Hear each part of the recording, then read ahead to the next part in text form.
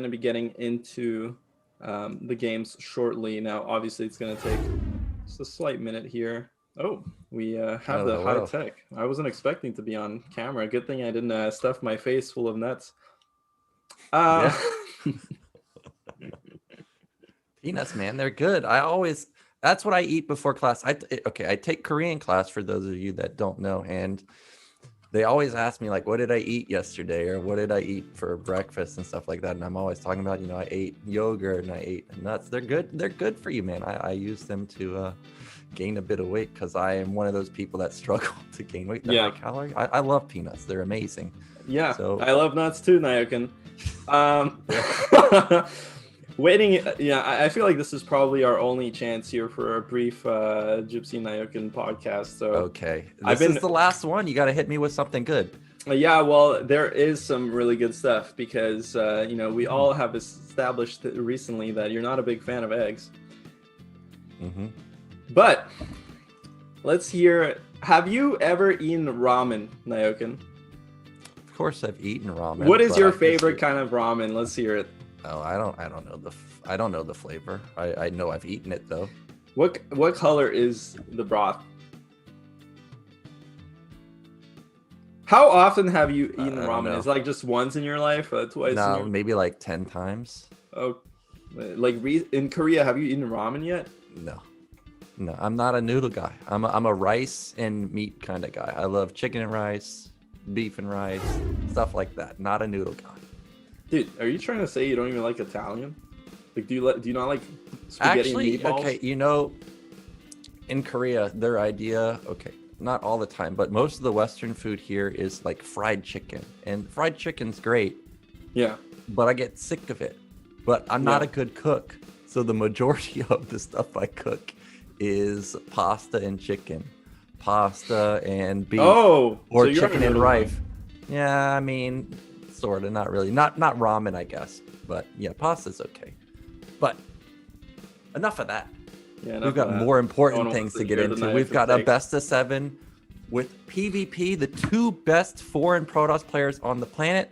It's going to be Dewalt versus Bonyth. This is our last games of BSL 10. Who's going to be the champion? Let's find out. First map is Sylphid.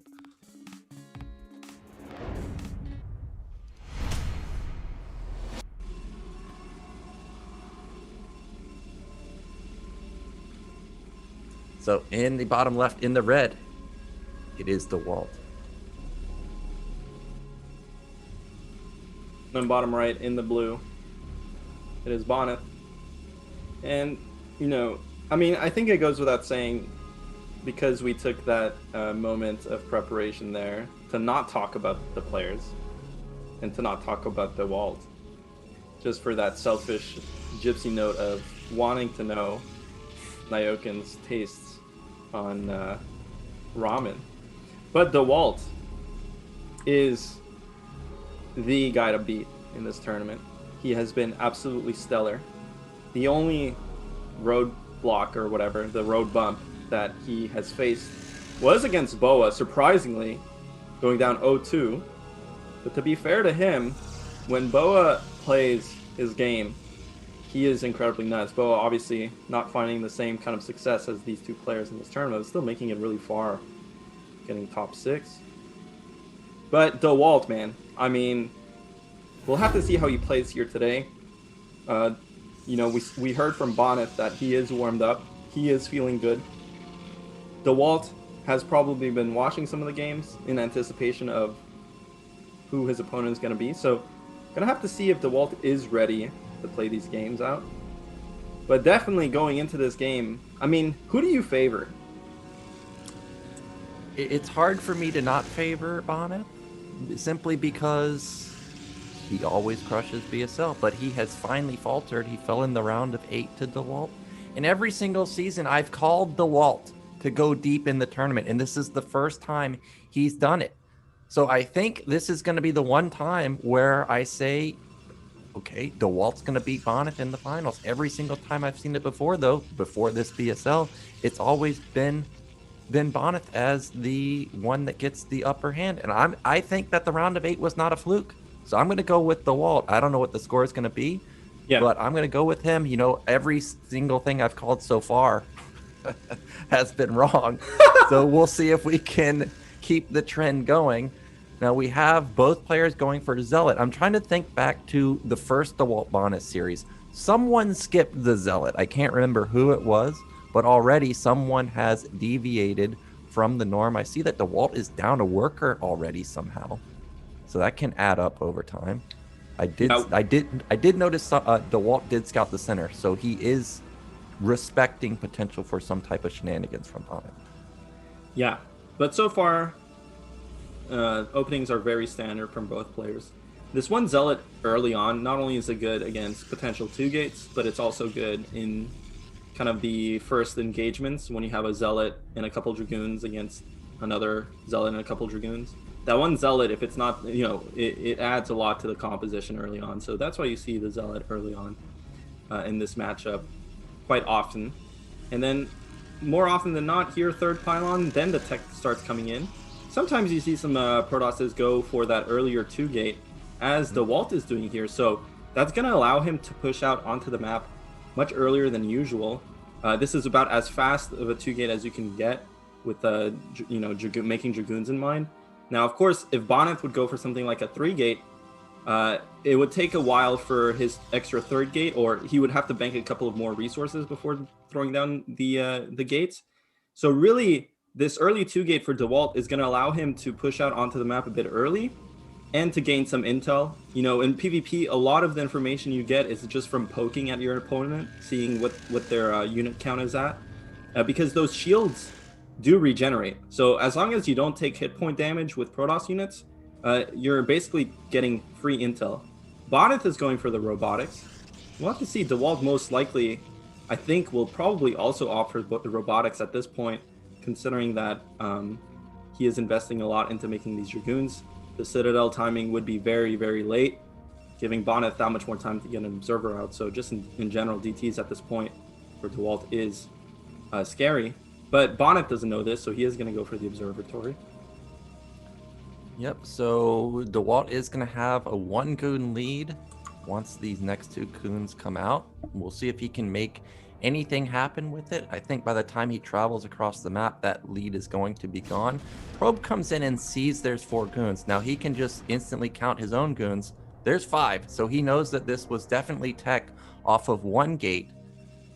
5th goon does now pop out, but I think Dewalt Dewalt should know what he's up against now. He can sit outside of this base. This is one of the things you can do on Sylphin and just have the arc advantage. So this is going to be very hard for Bonyth to move out. Now behind this, Dewalt is going to put down a Nexus, and the probe of Bonyth saw that. So I'm curious what the response is going to be. Is he going to put down another gate? Is he going to go 3 gate with Reaver Tech and just try and burst down Dewalt's base? Because, that's 400. Holy smokes. That is a 4 gate follow-up. We may even see 5 gate once the Nat gets up and running. So Dewalt just wants to have an overwhelming amount of goons. Yeah, I like this from Dewalt. Again, the 2 gate let him get into this position, but the thing is, he doesn't have enough units. His reinforcements are not here in time. More Dragoons joined those, so this is pretty good here from Dewalt, but the 2 Zealots screening for Bonyth are doing an amazing job, but Dewalt is able to skip robotics this game successfully in terms of there's no possible Citadel or DT tech here from Bonyth. And so this Nexus is really, really good from Dewalt. And now, because he went for the Nexus play, he knows he doesn't have time to get a robotics of his own in terms of getting the Reaver out in time. And he did see Bonyth's observer at the natural there. So Dewalt knows exactly what Bonyth is up to. And I think Dewalt knows at this point, okay, this is actually really giga brain from Bonyth. The observer is in Dewalt's base, so he knows what's up. But with this 4 gate follow-up to the Nexus, which you kind of need to be able to defend this expansion against the Reaver timing that's coming from Bonyth, you don't really have resources to build a robotics, right? Like, producing goons off of 4 gates is very intensive. You would have to skip a couple of goons to get a robotics up, because that is 200 minerals. And if you skip those goons, you might just die straight up to this timing.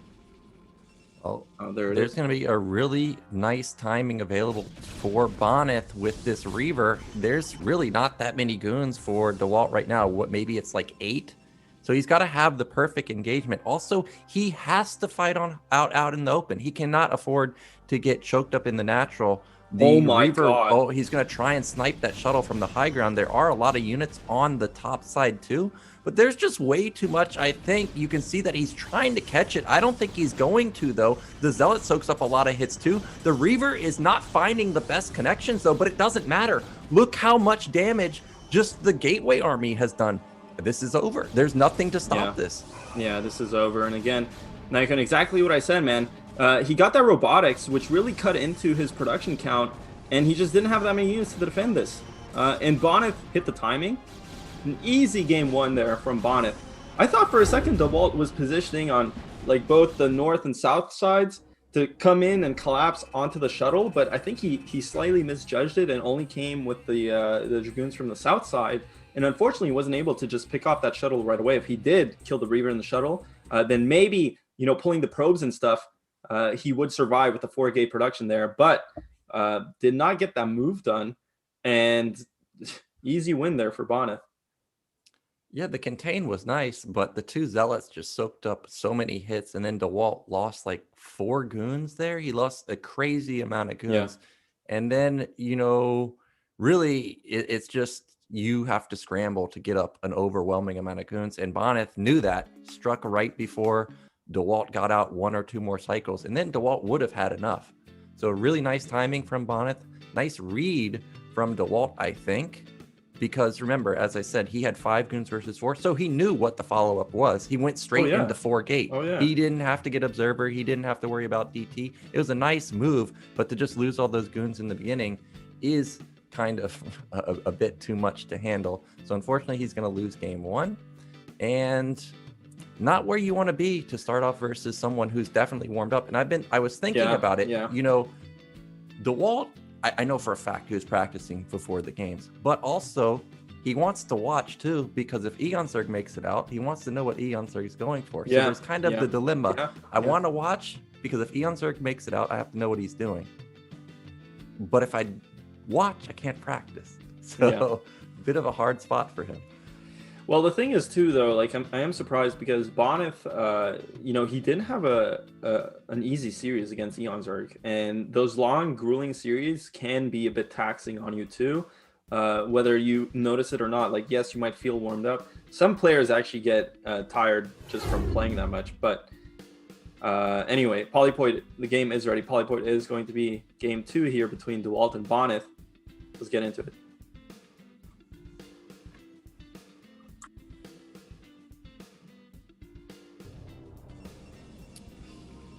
In the red, in the top right, we have our Polish Protoss player. It is Bonyth.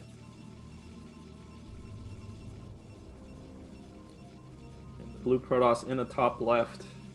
The Russian Protoss, it is Dewalt. Off to a shaky start.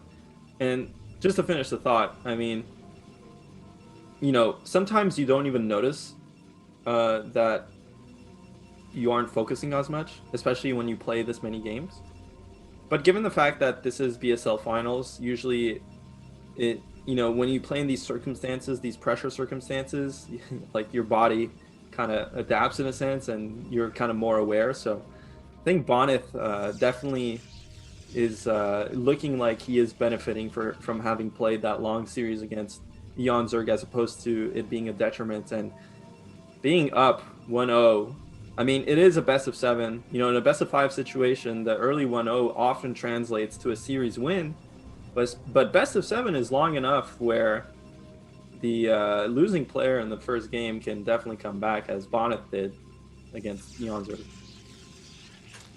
Yeah, so we have horizontal spawns. We've got Bonyth in top right. I feel like I've seen this exact scenario multiple times in the BSL where it's top left versus top right. I think the last time we saw Bonyth in this position, he went for the 1-gate Nexus into 3-gate, if I remember correctly, and he traded really effectively versus Boa. So I wonder if he's going to go for that again.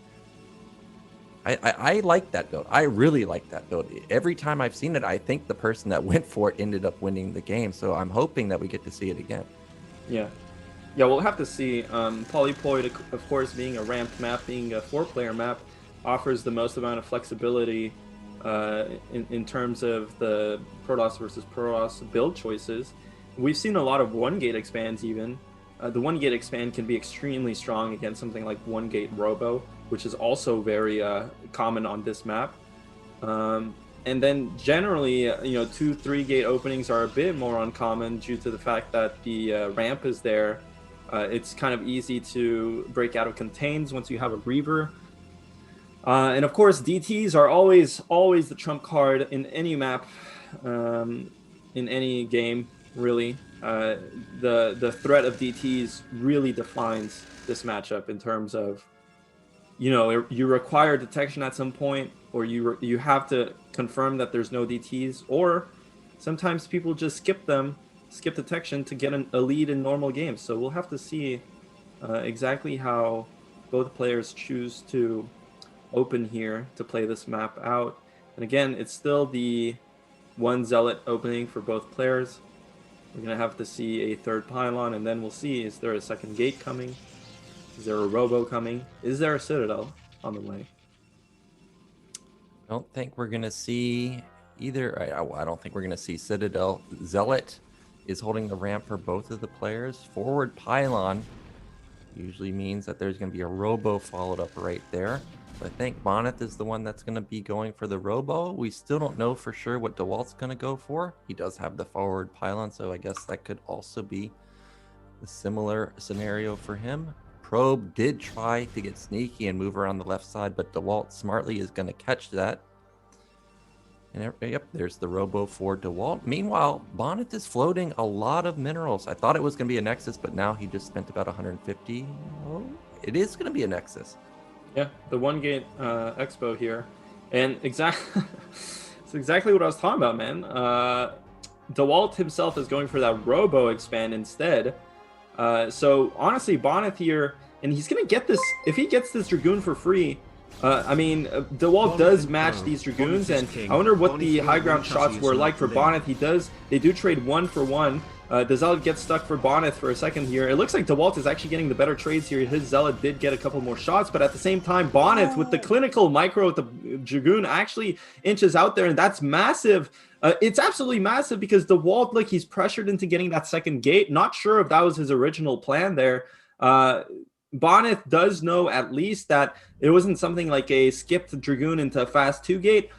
Maybe he saw that there was Dragoon range in that fight as well. I'm not quite sure. That would be an important piece of information, because then he can rule out quick Citadel. But the fact that Dewalt pushed out onto the map with 1 Zealot Dragoons there and 2 Dragoons there seems pretty indicative. So I think for the most part, Bonyth kind of has a sick read here, seeing that, knowing for some reason that it is robotics. And when you get this fast expansion here, as the non-robotics player, generally you don't want to go into robotics yourself. You just go up to the gate count here to overwhelm the Reaver timing. And just in general, Bonyth is looking like he's in spectacular position here.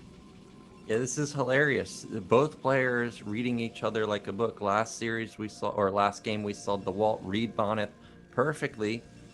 Went into 4-gate, but unfortunately the timing was too strong. Now Bonyth, same thing. He's reading him. He's going into 4-gate himself. Unit comp is basically identical to last game. Dewalt is the one with the 2 Zealots. He's going to have the Reaver. So we're going to have to see if Bonyth is going to be able to hold this incoming attack. Nexus is already up, so his money is going to be booming very quickly. Dewalt's going to come in here and see the bad news that, hey, he's facing the build that he tried to use last game, which he thought was a counter to what Bonyth's going for.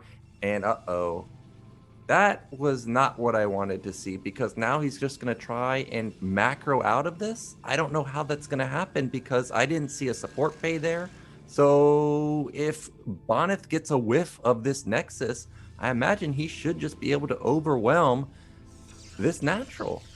I don't know, Nayak. I mean, I kind of like this from Dewalt, because having gone for the Observer, means that his shuttle Reaver timing is that much more delayed, which gives Bonyth that much more time to pump out units off the 4 gate. So really, this is his only play here. The Citadel is crazy, though, not adding more gates. I was going to say, he needs to rely on the Reaver just being cost efficient in these trades to kind of balance out the fact that he's going to have fewer units. And this is a good engagement for the most part. And Dewalt's going to have 2 Reavers, so really these Reavers are going to defend this base without a doubt. And Bonyth is going to lose a lot of units in this attack without really doing anything. He's not even going to kill 1 Reaver, so just in general, absolutely perfect here from Dewalt. And really, the amount of units that he killed here without losing the 1 Reaver is going to offset Bonyth's production advantage. You can see now Dewalt is going to mine basically from his natural. They're both on even supply, both on even economy. The difference here is obviously that Bonyth has 4 gates, whereas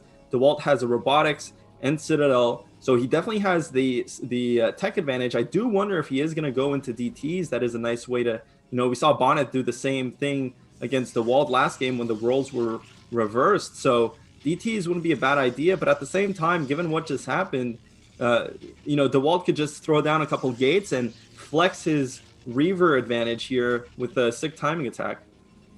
Yeah, a bit of a misstep with that attack onto the natural from Bonyth. Like, I think the idea was fine, but he didn't wait for critical mass of goons. Also, the Reaver got off ridiculous amounts of damage. The initial Scarab was perfectly controlled from Bonyth, sidestepping it, only taking damage on 1 of the goons, but losing way too many goons for too little. Templar Archive is done. Shuttle should be coming out pretty soon. DT drop may be coming any moment now. Observer sees that the Robo's still not done, so Observer is going to take quite a bit of time. There's the DT. Now, I didn't see a shuttle anywhere, so maybe no shuttle DT drop. I guess he doesn't need it. He can just walk by, right? Yeah. Now, does Bonyth notice the blur? Oh, he just happens controlling his goons right then. Why? So he sees it coming. The observatory's still not done. Forge is going up, so these DTs should get some damage done, but I don't know how much it's going, how many probe kills he's actually going to get. Well, this is, he's going to get some probe kills, man. This is going to be really annoying. This is great from Dewalt, and not just that, but he's going to have his Citadel up already. He's going to have his Templar Archives up for free. It is hard to make that tech transition in this matchup usually, and he is going to pressure this front as a follow-up, knowing that the obs aren't there just yet, but little does he know they are going to be here momentarily. So maybe Dewalt being a bit too aggressive. We'll have to see once Bonyth's Observer comes out, which it's out right now. We'll have to see how well he pushes down this ramp, and because Dewalt actually gets into the sick position, Bonyth doesn't even contest it, man. This is actually just gives up his Nexus for free, and now he's basically contained. What's his counterplay here? He does have a robotics, so maybe he's thinking about going for shuttles or something, but how does he get out of here? I don't see how he gets out. This is okay. He's coming down. Double Reaver. Don't get the best. Okay, that's a huge connection on top of a lot of the goons. They're trying to desperately get off big Scarab shots. One of the Reaver falls before another Scarab shot goes down. But look at that DT doing a lot of work in the back, getting a couple of goons himself. And now Dewalt is going to have to back off, but the damage is done. He's got 25 supply lead. I saw he has a Reaver back at his natural. And now Bonyth, is he going to try and transition? I guess he's going to have to, but look at the standing army. It's huge for Dewalt.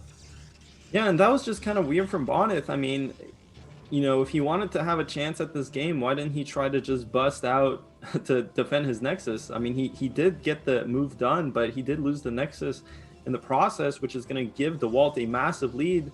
And, it's not just an economic lead, but Dewalt has a compositional lead as well, a tech lead. I mean, he has robotics, he has his Citadel and Templar archives available to him, which means he can also start transitioning into the better compositional army, which involves Zealots, Templars, Archons, much more smoothly than Bonyth can. Bonyth still has yet, I think he has yet to start his Citadel. He definitely doesn't have a Templar archive. Oh, he does have Citadel. He is getting Templars here. Obviously, for Bonyth, it is different because he never had the option to go Reavers, never got the tech for that. So he is forced to go into this tech switch here. But this attack is just not going to be that strong. I mean, you know, he has no AoE damage. Bonyth does not. Dewalt has the high ground advantage here. He has the tech advantage. Everything here is poised to be a Dewalt kind of landslide victory. We'll have to see. Bonyth's Zealots do get on top of these Dragoons, and he does get the high ground advantage here against most of Dewalt's army, but the Reavers are just laying into the red army, completely evaporating a lot of the Dragoons, and Dewalt just smashes this attack. Yeah, there's almost no world that attack could work for Bonyth. He tried to make it work, though. He's got 6 gate behind it, but main's going to go dry pretty soon. He does have speed. You could see that a lot of his Zealots did get onto the goons in the back or on the high ground, but not able to get that many goon kills. Now back at the natural of Dewalt, I did see an Archon was being morphed, so he's going to be able to deal with Zealots super easily.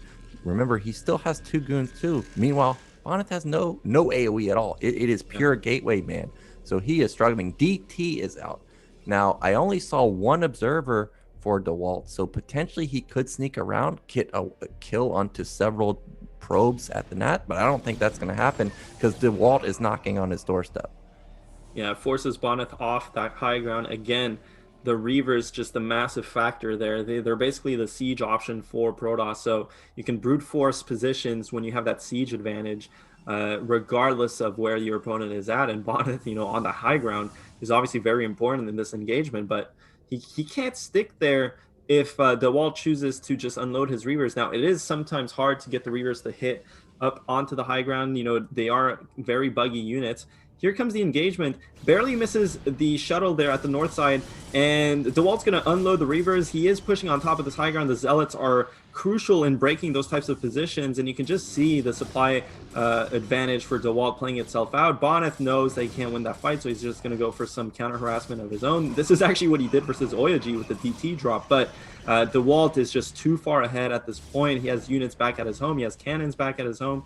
You know, the DTs are getting damage here, but this main army from Dewalt is unstoppable. Yeah, this is an unstoppable force. 130 supply to 60. Third base is already up for Dewalt. So, yeah, he loses his nat. Doesn't matter, though, because he can just transfer there. I'm sure cannons are set up there, too. So this is going to be game 2 going over to Dewalt, and he will tie up the score at 1-1. Yeah, sick, man. I mean, this is looking like a very competitive series so far, and it's hilarious how they just totally reversed positions, yes. Right? I mean, Bonyth went for that 4 gate in game 1, and now, or Dewalt went for that 4 gate in game 1, and now Bonyth repaid the favor, and somehow I guess Bonyth won with the non-4 gate, and then Dewalt won with the non-4 gate. So the 4 gating player has lost both games, surprisingly.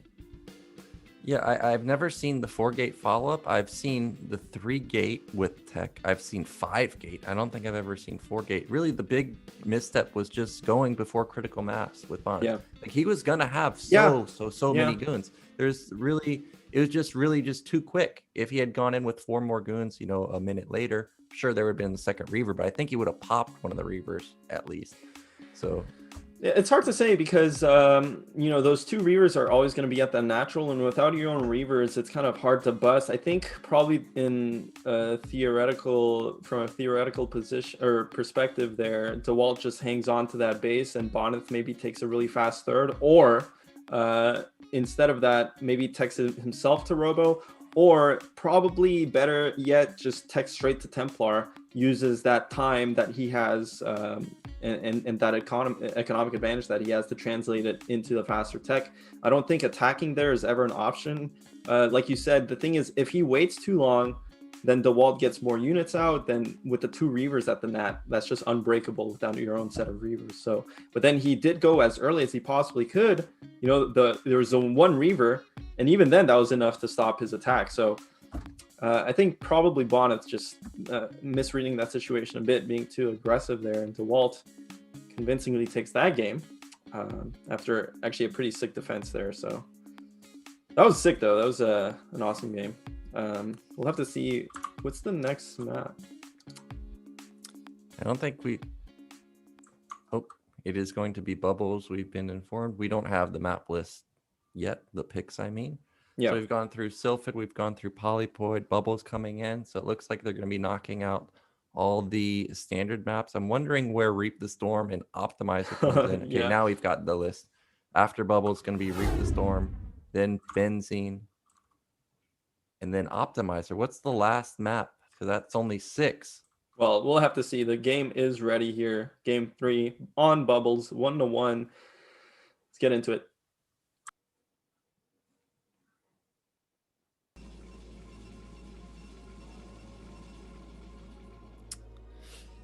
In the top left in the blue, our Russian Protoss player. It is Dewalt.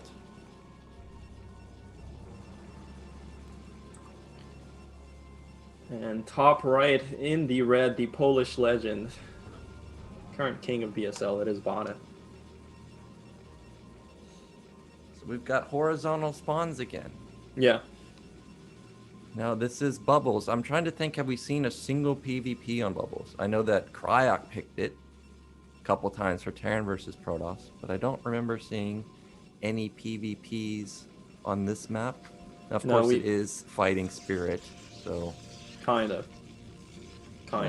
Yeah, kind of. It is slightly different. We've actually seen a decent amount of situations where the architecture of this map has played, particularly in some of the PvTs. But even some of the, I think we've seen mostly PvT and PvZ on this map. You're right, Nyokin, we haven't seen PvP. We've seen one TvT, I remember. That was a while back. I don't think we've seen ZVZ on this map, but definitely our first PvP on Bubbles. But to be completely honest with you, I don't think it should change too much from Polypoid. Now, the bridges are a bit more of a detriment to mid-game attacks than just the high ground, right? The high ground you can kind of bust more reliably, actually, than 2 bridges. So maybe we'll see a bit of a slower game than last game, but it really hinges on the build order choice, as always, in this matchup. And in most matchups, but it's definitely more stark in this matchup. What I'm waiting for is to see who's going to be the first one to make the aggressive move. Not like with the Zealot or not like with Goon Pressure. What I mean is who's going to be the first one to proxy gate? Or is that going to even happen? So far, we haven't seen it on Sylphid. We haven't seen it on Polypoid. You know, Fighting Spirit or Bubbles. I personally face proxy gate a lot when I off-race as Protoss, so I'm wondering if we're ever going to see it, because now the 3 proxy gateable maps, well, most of the proxy gateable maps are kind of gone. Benzene is super proxy gateable, so maybe we'll see it there. But so far, we're just seeing standard play. Looks like, I think, again, Zealot coming out. Yep, there it is. It has popped out. So both players, again, building that Zealot first. Probe is in the base. This is going to be huge. Yeah. If he doesn't get in, then Bonyth is going to have full intel and Dewalt won't. Nice stutter step there, but Probe gets in, luckily, because he was about to have enough gas where he could potentially put down Citadel if he wanted to. Yeah, I mean, that's such a huge advantage. Scouting is so important in this matchup. And yeah, I mean, that is curious to think about, Nyokin. Who's going to be the first one to whip out a proxy gate? Who's going to be the first one to whip out a Citadel? So far, both games, they're both going, and this game as well, this is what you see all the time. The most standard openings in terms of this matchup. Okay. 3 pylons here, 1 gate, and the Probe gets out right before the first Dragoon. Both players on the same thing so far. This is where a deviation can start. Either player could be faking range and putting down a fast Citadel at this point. We'll have to see in their bases. It looks like Bonyth is going for that robotics. And Dewalt as well. So no 1 gate expand here. I guess both players have learned that the fast expand into the 4 gate has not worked out so far. No, it definitely has not worked out just yet. So it's going to be mirrored builds. Robo coming in for both players. You know what my favorite part about that engagement with the Goons was? It was when Bonyth backed off, because he's definitely traumatized from last week with the 1 in 256 missed chances. It's like, no, I'm not gonna risk it. Yeah, even like when I saw that happening, I don't know why, but I was just like, oh yeah, okay. But when I think about it, I mean, that was the most ludicrous thing to ever happen, I think, in BSL so far. Oya, of course, for people who haven't seen the game last week, we're talking about basically Oya G was playing versus Bonyth, and they had one Dragoon fighting another Dragoon, and the Dragoons were gonna just trade off, but then one of the Dragoons had that 1 in 256 chance to miss, and it missed. And Bonyth basically lost the game because of it, at least in his own words. I think there was a bit more to it than just that, but it was hilarious. Now, this is an interesting follow-up here from Dewalt. Triple Gate is not standard. This is a pressure build. Now, with Triple Gate, I do wonder, I think you actually skip Reavers with this. This is meant to be an observer build, so we'll have to see. Yeah, I mean, it is a Triple Gate ob, so never mind. It's not necessarily going to be aggressive, but I mean, if he wants to expand, he has to cut production off of these 3 gates. Yeah, I don't know if he's. I think he was expecting Citadel, dude. Like, this is the kind of build you would want against DTs.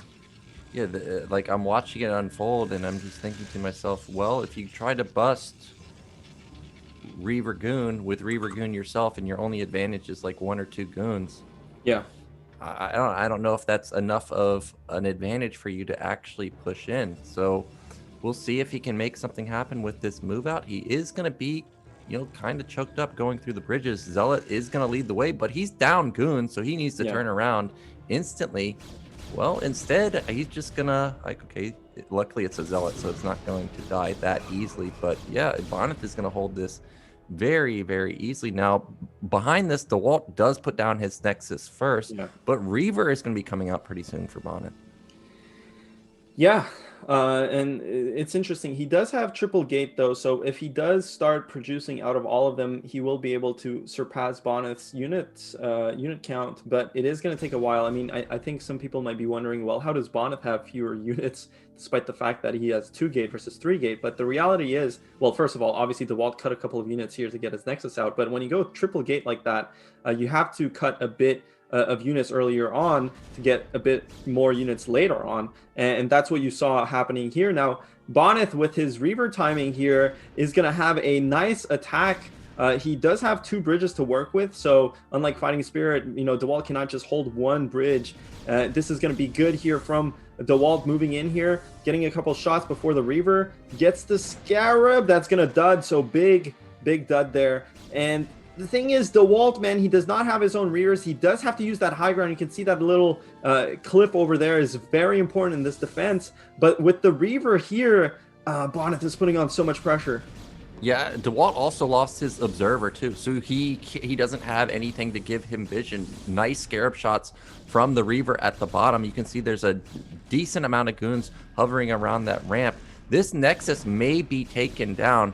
Reaver is out, but there's no shuttle, so it's going to be super exposed. He's got to be very, very careful. Nexus is getting dangerously low. As I said, no shuttle, so that Reaver is going to die, and the Zealots are still alive for Bonyth, so I think this might just be game over. Nexus, the Reaver control is fantastic, and there's just so many goons left over. Yeah, Bonyth, again, clinical, surgical, medical, with his Reaver control, and he's gonna just ride this Reaver attack to victory. Very clean there from Bonyth. And you know, honestly, as we wait here for Dewalt's GG, honestly, because you know, there's just nothing there. He taps out, GG. Bonyth leads 2-1, and you know, I'm thinking, man, Dewalt just misread the situation. I think he was going for a kind of a free win if Bonyth went for DTs, because really that's what 3-gate obs is good against. He would just instantly punish the DTs and probably even kill Bonyth's base, or at least completely contain him while he takes his own base. But Bonyth just went for Robo into 2-gate, which is kind of the most standard way to play that game, and righted it out to another easy win.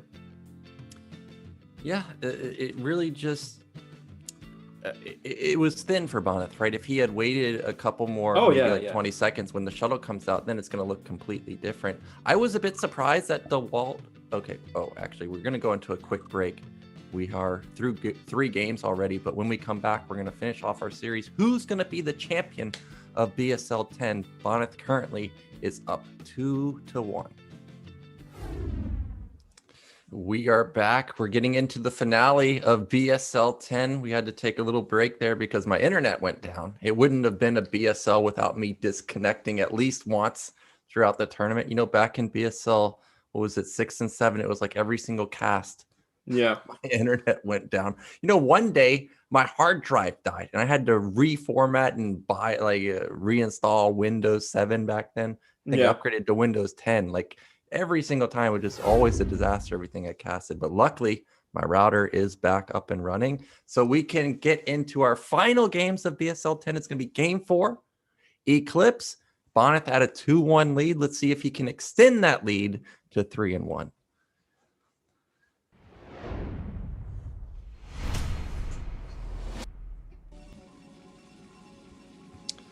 Okay, in the top right, our Russian Protoss down 2-1. It is Dewalt.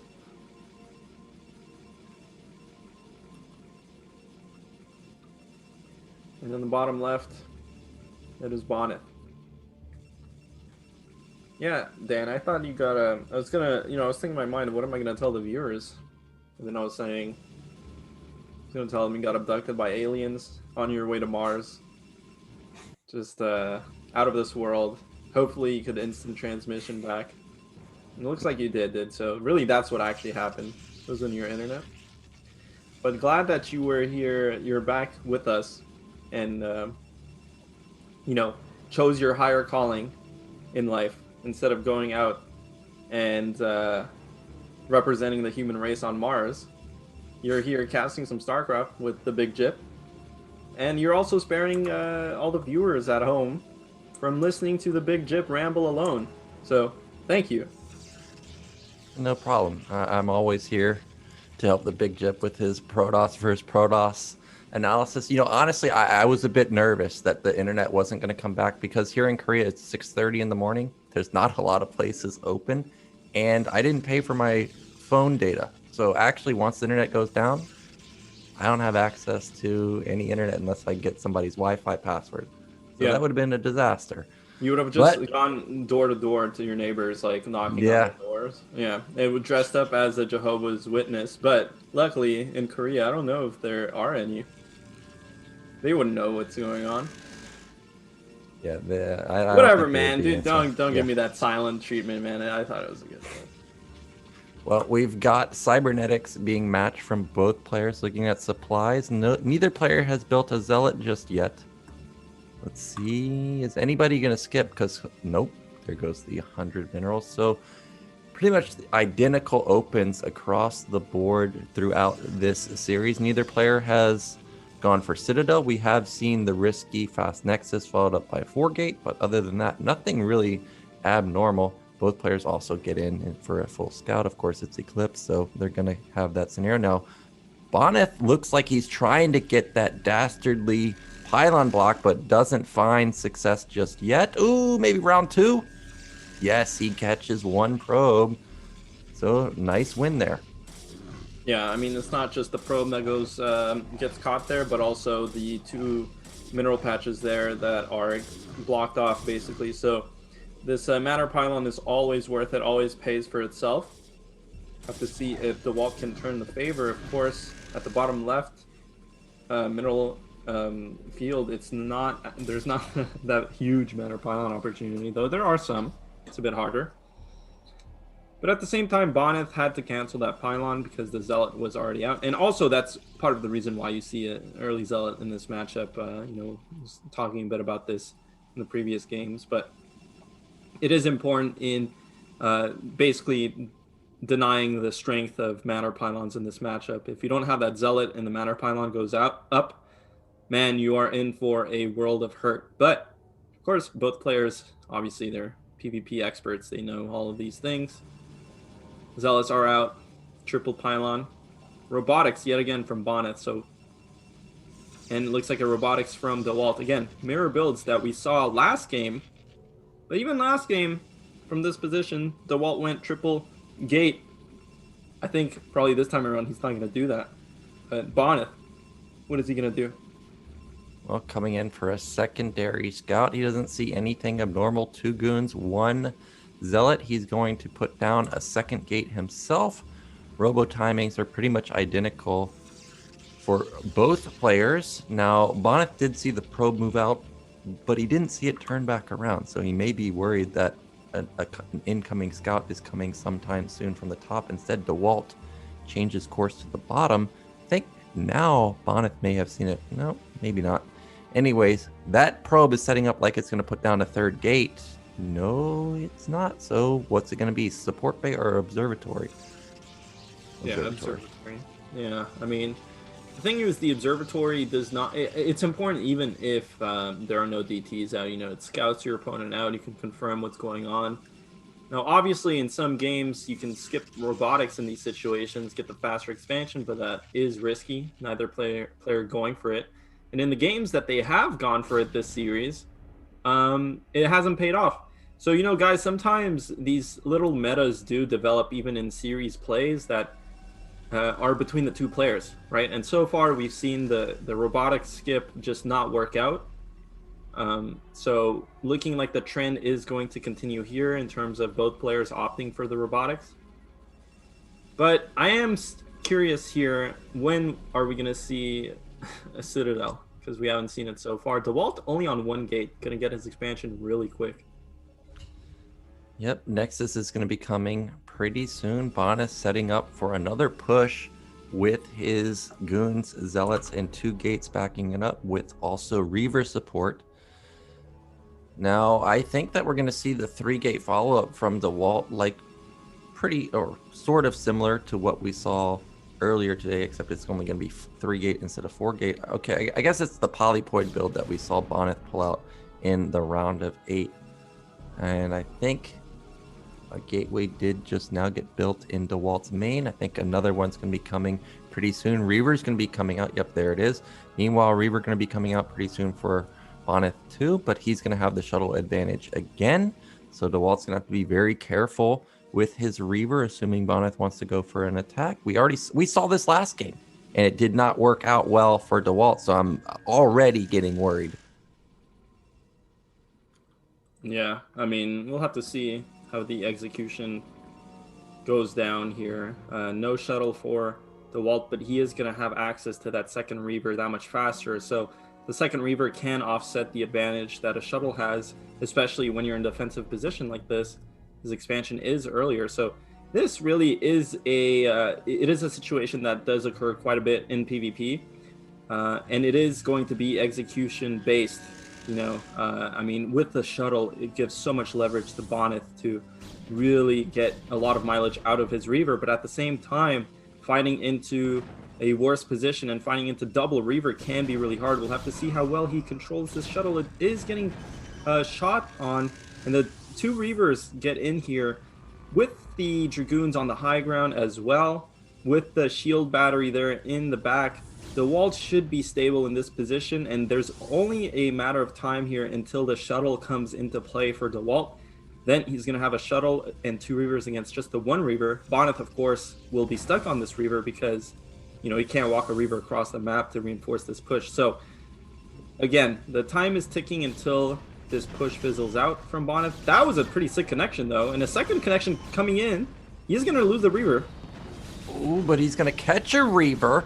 But is that enough to, no, he is going to save that Reaver. Not going to be enough to push in here. So Dewalt has a massive economic advantage. The attempted attack from Bonyth not going to work out. He also lost his Reaver, as you mentioned. Nexus is at least completed for him, so he's going to get an influx of money pretty soon. But that's already kicked in for Dewalt, so I expect to see Gateway Flood pretty soon. There's the 3rd and potentially 4th gate. Yep, 4th gate already up or going up for Dewalt. Meanwhile, okay, 3rd gate going up for Bonyth too.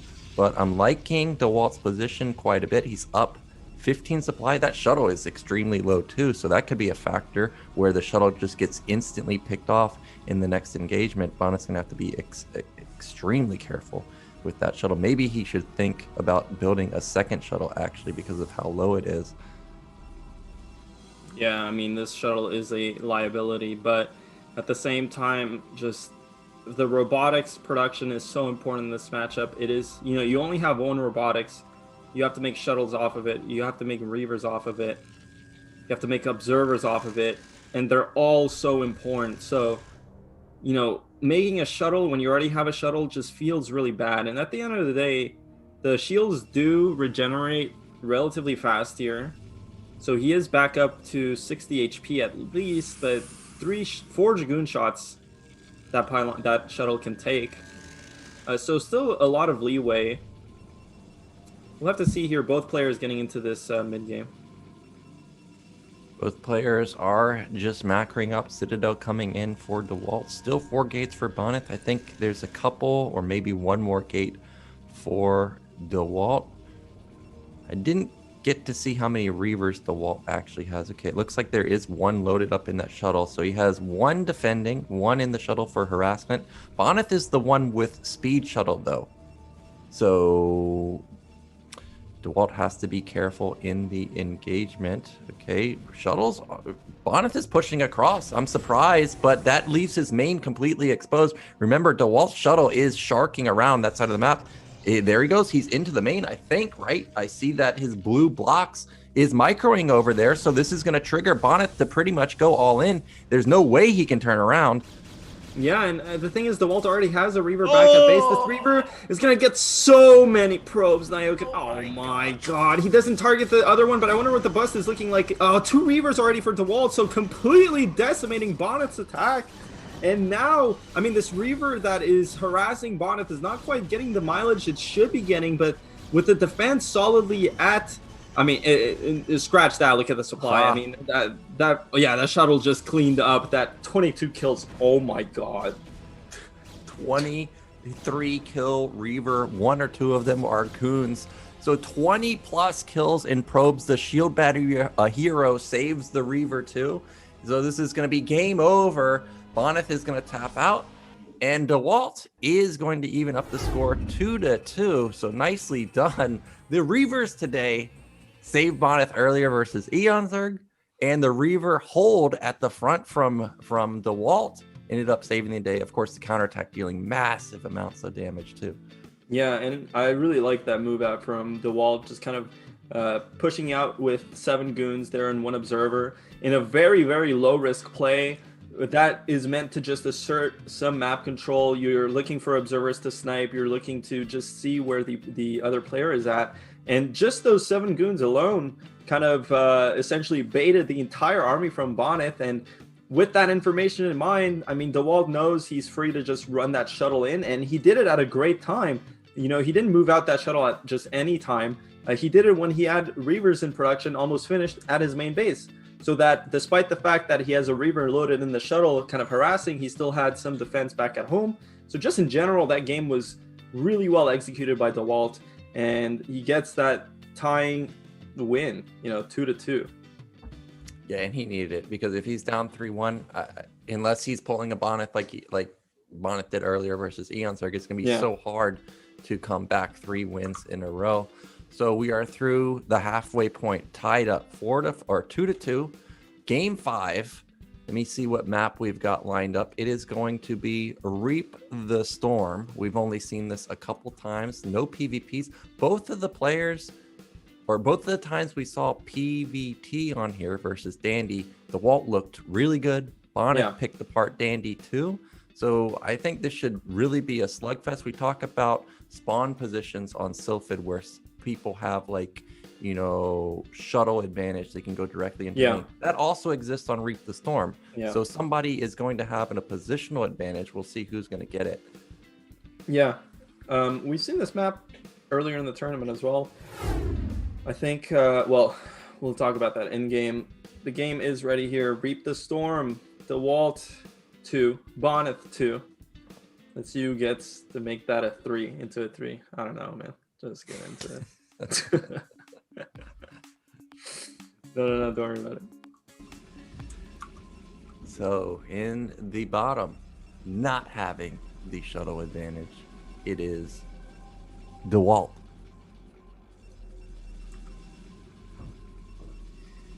And in the mid left, top left, whatever, this right above the 9 o'clock, which is the 10 o'clock, it is Bonyth with the positional advantage, as you said, Naok. And of course, Dewalt's main base is facing Bonyths, so it's just much easier for Bonyth to just run shuttles around. Yeah, I mean, we saw this map. I know Oya played on this map. Was it against Boa? I feel like it was against Boa, man. Like I feel like. Yeah, I think it was Oya versus Boa because I keep seeing that highlight that we play every time BSL starts, and every time I see those two Reavers connect onto those 5 goons, oh, it hurts. Like, because those two Reavers dealt so much damage. Yeah, we have seen it, and it's going to be hard for either player to make moves like what they've been going for. You know, this is Reap the Storm, where there's going to be high ground advantage. If you're going to try and go Goon Reaver like we've been seeing, the majority of your goons, or all of them, are going to be fighting from the low ground. So you're going to kind of rely heavily on your Reavers to deal a lot of damage. So because of that, we may see somebody actually deviate this game. Now, Bonyth, what's this? Is this a 2-gate? Finally, someone is going to put on the aggression. Yeah, and luckily for him, Dewalt does not scout this right away, so he cannot match the 2-gate with his own early 2nd gate, which is ideal. You know, the thing with this 2-gate is that the 3 Zealot attack can come in at a very awkward time where essentially you only have 1 Zealot, or you have a Zealot and a Dragoon, and they just do not output the damage necessary to prevent the Zealots from killing some of your probes. So it might seem a bit innocuous here. I mean, why is Bonyth just making 2 gates inside of his main? Doesn't look very aggressive. Doesn't look like it might do anything. But it is annoying. And Dewalt scouting this, he scouts this basically after he builds his core. So he is locked into the 1-gate response. And this 3-gate, or this 3 Zealot attack is just annoying to deal with. Now, of course, seeing it come from a mile away, there's a number of ways you can deal with this. You can get a shield battery, as we've seen some of the players do. You can get maybe a 2nd gate here and just make Zealots instead of getting Goon range or Dragoons, I suppose. We'll have to see what Dewalt does, but the reality is he is going to be able to just hold his ramp for a second, but the 3 Zealots do push through 1 Zealot, 1 Dragoon. Oh my god, that Matter Pylon is huge! Yeah, I was waiting to see if he was going to go for it. He gets 4 probes there. That's a ton of damage. And now Bonyth is really going to be in a dire situation. Does he continue to Zealot pressure, or does he deal with the pylon? It looks like the answer for now is he's going to send those 3 Zealots across the map. But 1 Zealot, 1 Goon already in position. If he can get a little bit of damage onto these Zealots before they get into the main, that's going to benefit him quite a bit. Now, when I face this on ladder, a lot of times they end up going into Forge or DT. So we'll see what Bonyth opts into. So far, look at that stutter step micro on the Zealot. It's going to take out the Waltz Zealot pretty quickly, I think. But instead, it's still alive. But still, 2 Zealots that are heavily high in health. Okay, there goes that 1 Zealot. But now it's 2 Goons versus 2 Zealots. And really, this is not the damage that Bonyth was looking for. He's gotten 1 probe so far. Maybe he can get 2. Oh, he gets 2. Okay, now it's starting to look a little bit better. He definitely 3. Yeah, I mean, every probe counts here. If he gets 4, that would be absolutely massive. 3 is already a decent amount here. Of course he's gonna get it. Oh my god, dude, that is so crazy, because for a second it was looking like Bonyth would just kill 1 or 2 probes, which, I mean, 2 probes might be worth it. 1 definitely isn't. It was cutting it really close, but then at the end gets that 4th probe, and that is frustrating if you are Dewalt. And it looks like Bonyth did get his core. He is just going to transition into 2-gate Goon here with the extra probe lead. You know, basically they're transposing this into kind of like a standard situation-ish, except Bonyth has, you know, a couple of fewer Dragoons for now, though he is going to pull away with the faster 2nd gate, and he does have more probes. So really just Dewalt getting into this kind of early mid-game at a pretty significant disadvantage. I'm not going to lie. That was a lot of probes to lose. And really no compensation. I mean, Dewalt did get that massive Matter Pylon, but it's not looking like, you know, just looking at where both players are at, it's not looking like that equalized the situation at all. And now, I mean, Dewalt, I don't know how much scouting he got with that probe, but he feels like he needs that robotics.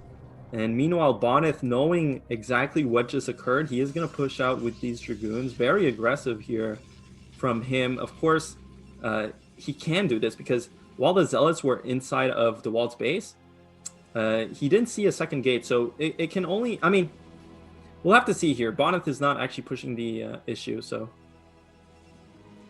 Yeah, now Dewalt has no idea what Bonyth is going for. Both players are going for 2-gate Robo, which in my experience on the ladder with this particular opener is a bit unorthodox. 1 goon advantage for now for Bonyth, but of course he's not going to risk moving up the ramp like that. I think he's just going to make sure that, hey, Dewalt didn't do some crazy, insane move like build a Nexus after losing his probes. Observatory coming in for Dewalt, I think that's obviously the smart move because DT is very common. Now that probe is setting up.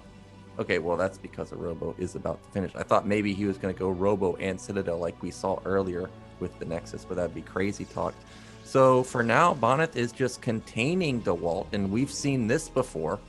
Remember, he did this on Sylphid, and Dewalt just walked across the map and easily won the game. So this might be a repeat, but this choke is a bit harder to get through than Sylphid, I think.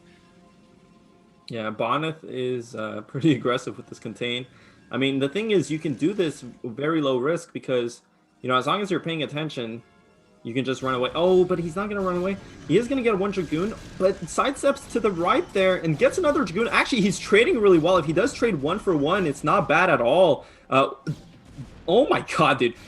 I almost let one big expletive out there because that was pretty impressive from Bonyth, just kind of trading there. I was going to say, just run away, you know, you'll be fine. But trading 1 for 1 is really good there. And now Bonyth, basically, he cut a lot for that. I mean, he cut a lot just in general, got his Nexus up, got his robotics plus all his tech in.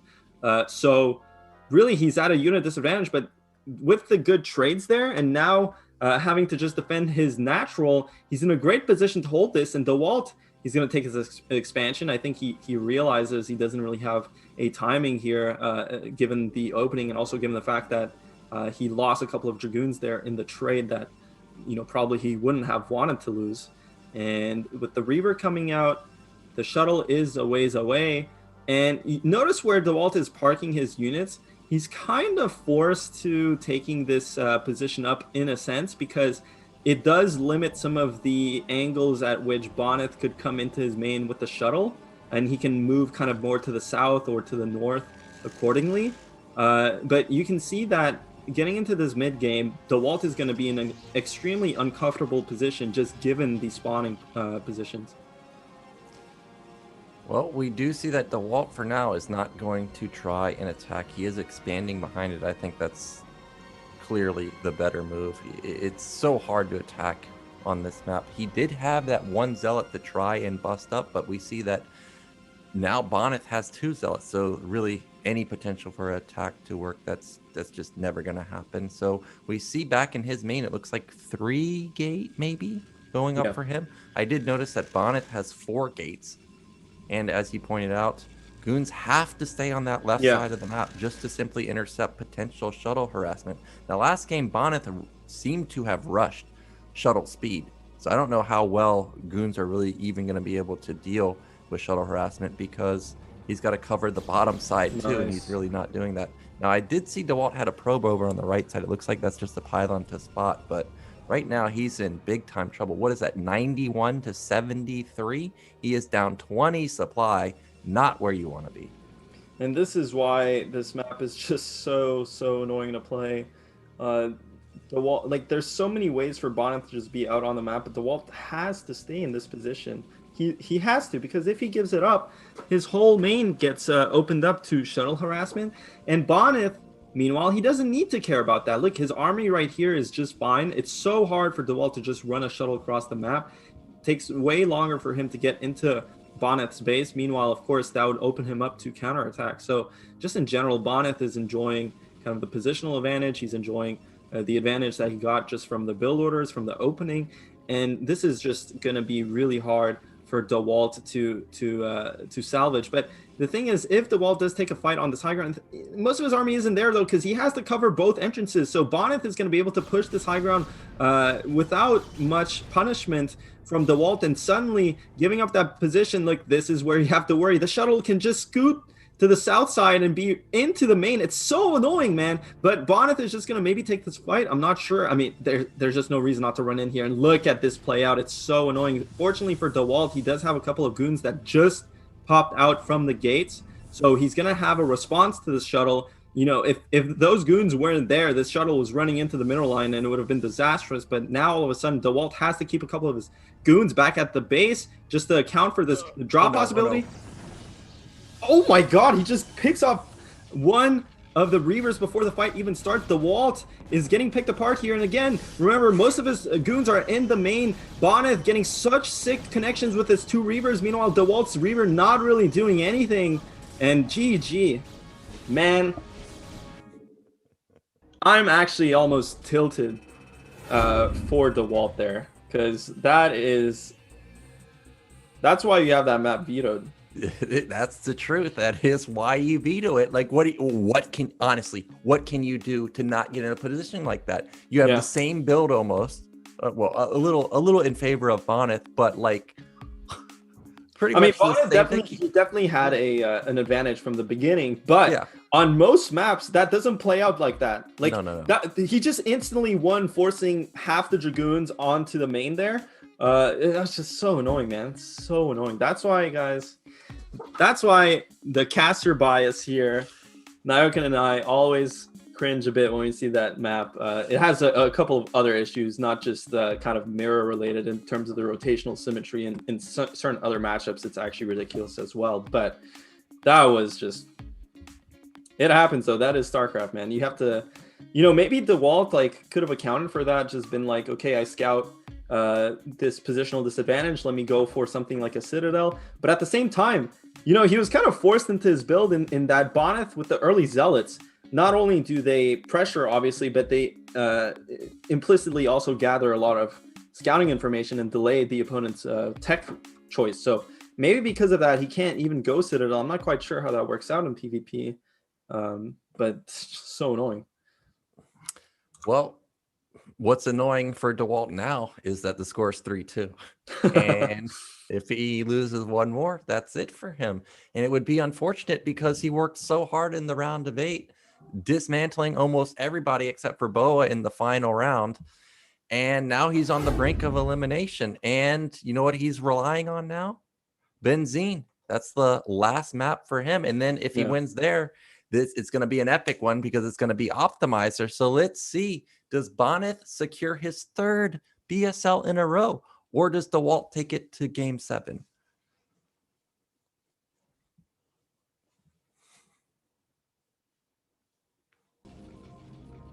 Yes. Is this it? I came into the game thinking, it's time, baby. It's time for the proxy gates. And surprisingly, it's not Dewalt doing it. I thought it was going to be Dewalt, but it's Bonyth going for some proxy shenanigans. He's bringing it to Dewalt. Yeah, and I like this from Bonyth. You know, why not go for this? Next map is going to be Optimizer. Can play for all the marbles on that map, but you can just go for a proxy on this map, especially. Very easy to proxy on this map. And yeah, he can steal. Steal. He can win the game, win the championship straight up. Oh my god! It is. Is it in his base? Yeah, it looks like. Oh, so dirty. It's okay. I don't know about this position. This seems very weird because this is going to get scouted really fast. Now, maybe he has a sick read on Dewalt. Maybe Dewalt likes 12 Nexus on this map somehow. Maybe he does. Maybe he doesn't scout here. That might be a sick read. We'll see the probe. Oh my god, dude. Is Bonyth a prophet? Are we serious? Oh, but look at this. Okay. Oh, are you for real? This just has to be a read on Dewalt. Oh, maybe he just never scouts. Oh my god, dude, I'm sinking in my chair, man. I can't believe what I'm watching. This is okay. Dewalt's gonna scout this. It is a bit late though. He already took his gas. It's gonna be hard for him. You cannot do anything other than cancel that gas, get the second gate up. At least he scouted this, Naokin. It is possibly the latest scout you could have here, unfortunately for Dewalt, and he's gonna be scrambling for this one. The probe here is going to be threatening Manor Pylons. If he gets Manor Pylons on top of this, it's going to be so annoying. The economy will be so shot from Dewalt. Oh my god, I can't believe what we're watching, dude. Yeah, at least. Whoa, is that a pylon from? Yeah, Bonyth pylon set up right here. So he's gonna build a shield battery. So he's going for the gold. You can see that he's cutting a little bit here because he's at 15 supply versus 16. So if Dewalt does hold here, he's going to be in a slightly better position. His shield battery is slightly faster, but this is very hard for the defending player because the Zealot can start getting into your mineral line, and that was already 3 probes not mining. That's a lot of probes not mining now. Now Bonyth loses his probe, but not a big loss since the battery's already up. If he focuses down this battery, that's something I didn't consider, then he's going to have a huge advantage. Dewalt needs to pull probes. That's the only advantage you have as a defending player. Given the proxy, you don't have the advantage of reinforcements. You need to pull probes here to add DPS, and he's not doing that. It's so crucial, man. That is literally the only thing he has on Bonyth here. They're even... despite that, Bonyth basically has a faster second gate, so you can see the Zealots pouring in faster here. Now, Dewalt is going to use that extra minerals, those extra minerals to put down another shield battery, which is good. So maybe this is his plan instead of pulling probes. Totally respectable here. 5 Zealots out for Dewalt, and actually it's looking like Dewalt is going to hold this really well. I wonder exactly where the 5th Zealot for Bonyth is. Did he get supply block? No, here comes the 5th and 6th of the Zealots. Shield battery there. Finishes for Dewalt, so this is going to be it. The probe is going to add a decent amount of damage here with both players using shield batteries. It's looking like the extra Zealot for Bonyth, though, is a huge advantage. He's going to push Dewalt back. 6th Zealot coming in for Dewalt. No probes being pulled just yet. It's so curious that he's not pulling any probes to help this. The thing is, more Zealots coming in. Dude, what is going on? Yeah, but Bonyth stepped way too far and ended up losing what was at 2 Zealots, and now there's no way that he can engage Dewalt's army. He loses his battery now, and now a second battery going up for Dewalt. I think Dewalt is going to hold this. Now, he does need to be careful to not lose any of these Zealots. Like that one right there, another one is dangerously low. The concave is in advantage of Bonyth. What's going on? I think Bonyth is doing it, man. He just got some sick trades, but he does have a couple of low Zealots, and now the extra shield battery finishing. If Dewalt defends this, it's going to be by the skin of his teeth, but it looks like Bonyth is actually pulling ahead in supply, so he has more Zealots coming in here. And honestly, just now, Dewalt is pulling the probes. He knows the situation is dire. He knows that they're essentially on the same Zealot count here. He is going to have a small timing before Bonyth's reinforcements join this fight. So this is pretty much ideal here from Dewalt. He has the probes damaging the Zealots as well. Good pullbacks from both players, and now the extra Zealots are going to join the fight for Bonyth. And the thing is, these probes aren't mining, so it's very important for Dewalt to continuously make Zealots behind this. And actually, Bonyth is getting a gas. I wonder what that's going to be for. He's going to have to cut Zealots to get this core out. Oh, so okay, he's actually going to transition. Bonyth feels like this rush is going to get stopped here, which is curious. I'm surprised he didn't just kept making Zealots here, but okay. Bonyth feels content. Now, here's the thing. He definitely has a probe lead given what happened. And he knows he has to rebuild a bit of his infrastructure. So who's ahead here? I'm not quite sure. Yeah, I think that Bonyth is quite a bit ahead. He's got the tech. He killed like 5 probes, I think. He got 3 at the very end. Now he's got this, ramp advantage. This is reminding me of a ZVZ. There's no gas even for Dewalt. So his tech is mega delayed. He's going Forge. Yeah. I don't see a probe hidden somewhere out on the map. Like he's slowly creeping cannons in his base. So he may think that this is like DT tech coming in, overestimating how far along the tech is for Bonyth. When Bonyth pokes up here and sees that a cannon's going up, oh my god, he's going to be feeling on top of the world.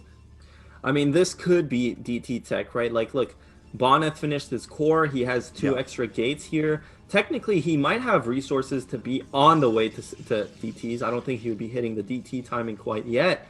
So I understand this from Dewalt, and also this cannon is going to clear the ramp.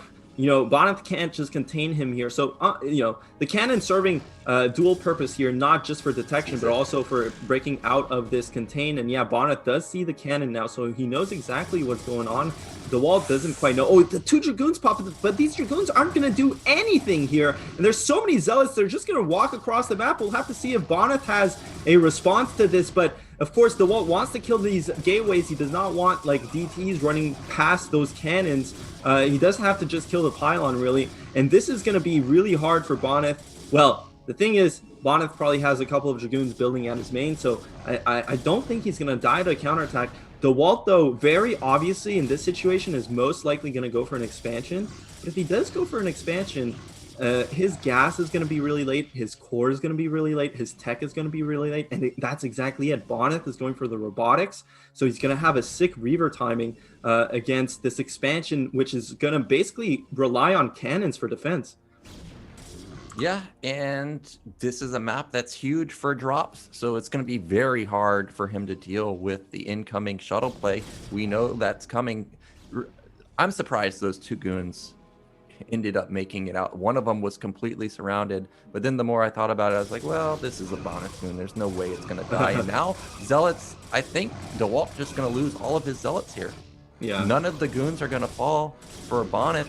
He's trading Zealot for Zealot, but that's 6 Zealots left over that are probably all going to die. This is so bad for Dewalt. It's so bad that he chose to go for this expansion here. Of course, we can see it. Yeah, finally he gets the gas because he knows what's up. He still has a lot of Zealots. Yeah, go ahead. He can't take his Nexus, I think, because the gateways are in the way. Well, the thing is, Maybe? I don't... No, I think that the Nexus actually fits there, but he definitely doesn't want to take this Nexus because how on earth is he going to deal with a Dragoon Reaver push in time? That's the big thing. If he gets the Nexus, then suddenly he has to wait that much longer to get his gas, has to wait that much longer to get his core.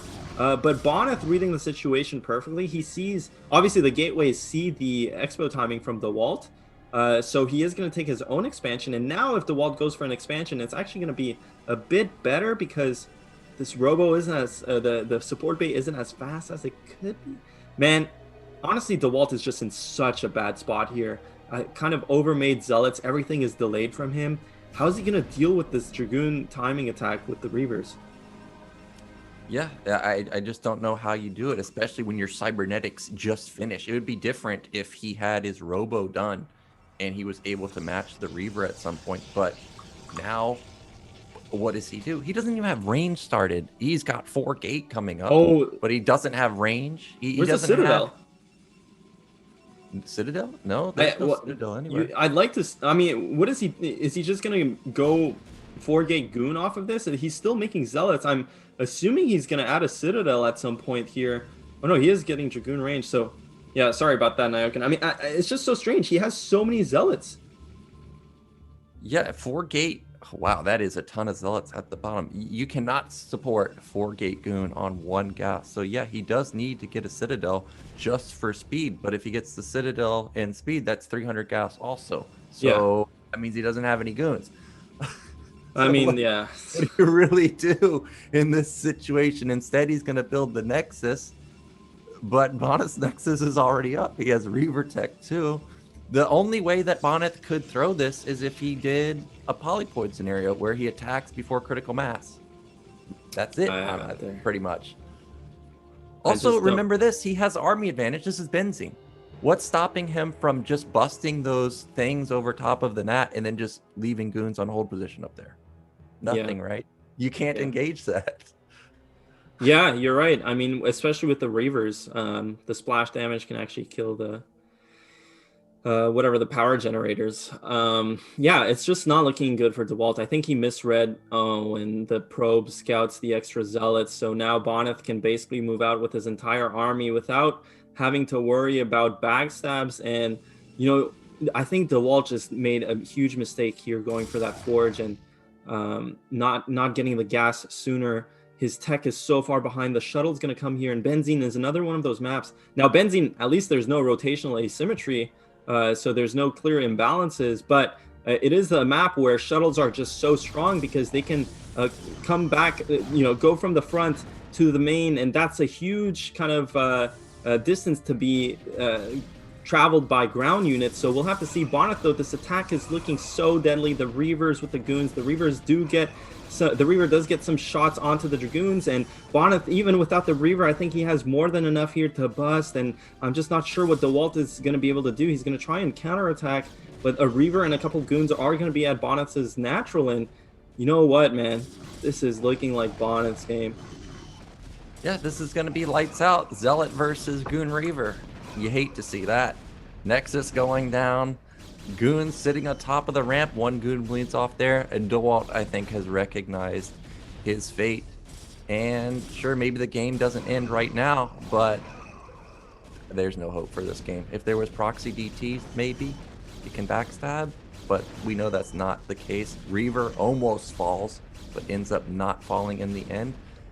I guess Bonyth isn't going to be able to push through just yet. Reaver is going to fall, but he's going to run out of money, man. That's the thing. He's flat out going to run out of money in like the next 3 minutes. Yeah, I mean, this is it, man. Dewalt's going to try and bust out here. He's not even going to be able to fight this. The one Zealot is going to be screening really well, and GG. That's it. Bonyth's done it. He is the BSL 10 champion, man. So that is 3 in a row for the king of the BSL. You know, in the polls, I was looking at them today. Someone made the comment, imagine not voting for Bonyth in the polls. He had the lead in the polls. It was 19 votes for him, 9 for Eonsarg, 15 for Dewalt. Yeah, the pollsters got it right, dude. Yeah, the pollsters got it right. I'll be honest here, I voted for Dewalt, so I am one of the 15 that voted for him. Unfortunately, he falls. You know, I was looking at the history of BSL. Dewalt ended up winning BSL Season 3, but since then, it's been all True Touch, all Bonyth, and now 3 in a row for him. This man, he just, when it matters, he can't be stopped. Yeah, I mean, dude, he played out of his mind today. And, you know, you saw even in the interview against Eonsarg, he didn't feel too good. You could kind of tell. Dodging questions. Maybe I'm just making stuff up, but it seemed like he wasn't really, you know, he's trying to get his focus on. He's trying to get his confidence in, and just in the subsequent interviews talking about how he feels like he hasn't been playing enough to be at his form. But at the same time, kind of bit by bit through these series, gaining his confidence and playing really well. I think retrospectively, obviously playing the best of 7 against Eonsarg first helped him out tremendously. Dewalt, you know, fresh, getting thrown into the best of 7 final. You know, the thing is, Bonyth, he had those nerves and he's adapted to the nerves. Dewalt, first couple of games, it's going to take a while to get the jitters out of there. And, you know, there's a lot of stuff going into here, but Bonyth, you know, pulls through, man. And just incredible. Even I wasn't expecting that. I mean, I think probably everyone, well, not the BSL pollsters, apparently. They thought it was going to be Bonyth for sure. But Dewalt's been training like crazy, kind of in secret. He's always playing. Even Koreans ask, like, who's that barcode I just played? Who's that guy that I just played? You know, it's Dewalt just constantly making new accounts and smashing really good players. But looks like Bonyth, just being the seasoned veteran that he is in tournaments, he has the nerves of steel, executes, and he was the one that kind of had the wider range of builds here. You know, he was the one that was mixing it up, throwing different stuff at Dewalt, just in overall, just playing really well. That being said, Dewalt, obviously an amazing performance from him, coming out in first place from the round of 8. And kind of just dominated throughout the tournament. Bonyth being his only real adversary, you know, just hasn't lost to anyone else. So, again, kind of the final we expected, though, Nyokin, in a sense, Bonyth and Dewalt. Yeah, and it just is always this scenario. It's Bonyth versus Dewalt, and then somehow Bonyth just always comes out on top. It's just little things end up making a big difference in their matchups. Like, it was a close series. It was 2-2 at one point. Then 3-2, then 4-2, and it really could have gone either way. But a couple of those Zealot trades ended up not being favorable for Dewalt, and that's all Bonyth needed to sneak out a win. So, congratulations to him! Like, to win 3 in a row, that's crazy. I was looking at the history. Sure, True Touch has the most championships at 4, but not 3 in a row. He's had 2 in a row twice. So this is our first 3-time in a row winner. Yeah, man. And that's going to be a sick 2,000 USD in the bank. 1,200 for second, 600 for third, 300 for fourth, and so on and so forth. Really huge congrats here to the 3 players that played today. And obviously a massive shout out to all the players that participated in BSL. Oya obviously had a 6 showing this BSL. Dandy also, Boa, kind of unexpected there. I think Siki did well. Koget managed to make his way into the top 8 from basically inactivity and playing through the qualifier tournament, the last chance tournament. So, even for Koget, this was an amazing tournament. So just in general, BSL 10, man, it was long, but it was absolutely awesome. And we saw some great games. And, honestly, this last game on Benzene was one of my favorites. I mean, just the opening alone was probably one of the sickest openings I've seen in all of StarCraft, really. Yeah, well, we are joined by our 2 finalists here. We have Bonyth and Dewalt on the desk. So first off, congratulations to you, Bonyth. How are you feeling about winning BSL? You're the first 3-time in a row champion. I was just checking out the history of BSL. So how's it feel? Yeah, it is fantastic. It's not just a victory. It's a 3rd time in a row victory and the biggest BSL. So it feels really, really fantastic. Thank you. So were you nervous at all in the opening games? It did go 2-2, but then you turned it on, sealing it out 4-2. But it was very close throughout all the games. I found the first and second game quite hilarious because you guys did the same build in reverse both games. And both times the player that ended up going for the 4-gate ended up losing. So what are your thoughts on the overall series? Yeah, so after the first game, I was like, okay, I'm this Monopoly game, there is that card, reverse card, or maybe it's not Monopoly, but yeah, so I thought I could get an equal lead. Unfortunately, Dewalt positioned his pylon perfectly with his reverse, so his defense was really on point, and yeah, he defended well. I lost the match there, and he counterattacked me. So, was I nervous? That was the question. Yes, slightly, but that's just within the tournament nervousness range. So, Dewalt, we know that you just stomped through the round of 32, round of 16, round of 8, unfortunately falling in the finals. How did the finals go for you? You started off 2-2. What went wrong for you in game 3 or game 5 and game 6, Reap the Storm and Benzene? Everything went wrong for me. In every game, honestly, I played really bad because it's a really hard time to play for me. It's 5 a.m. right now, so I was really sleepy during whole series, and yeah, it went wrong from first game. I tried to some economic cheese, but miss micro a lot, so it went really bad to start a series from 0-1. So yeah, but at the same time, Dewalt, I think you had a great tournament despite this last result. Of course, I know you probably expected much more of yourself. We all know that you're at a 6 skill level. Even Bonyth, it was shouted you out in the pregame interview, talking about respecting your play. So, it does happen. But what were your memorable games in this tournament? What were you most happy about? Do you have some games that you remember where you were like, wow, I played really well here and I'm happy that I got these results? Or how do you feel overall about your tournament performance? Or do you think ultimately just because you got the second place, it was disappointing for you? So I remember my PvZ was kind of good. All my PvZ, only versus Ziki on Polypoid, it was pretty shaky game, but overall I won that game. So, and I don't remember honestly special game maybe the games I could lost but win. So I remember game versus Tech from round of 32. Yeah. So I was like, okay, I'm gonna lose this game and start my group with losing, but I won, and then I tried to not lose a single game, but I lost versus Oya, I think, first game. So I remember all my losses, but don't really remember any win except PVZs.